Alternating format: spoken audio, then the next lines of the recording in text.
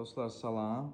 Bura bizim Credit Residence layihəmizdir və burada biz həmişə istifadə elədiyimizdən fərqli olaraq Kantermin PEX-C borusundan istifadə eləmişik. Niyə görə belə etmişik? Burada mərkəzi isitmə sistemidir və PEX-C PERT-dən daha uzun müddət yüksək temperaturlara dözür. Ona görə də bizim qarışdırıcı qurğumuzda qəza baş verərsə və istilən döşəmə sisteminə yüksək təzyiq gedərsə, PEX-C borusuna heç nə olmayacaq. Ona görə də burada ən üst sinif, ən çox temperatura davamlı olan Kantermin PEX-C borusundan istifadə eləmişik. Bu yataq otaqlarıdır.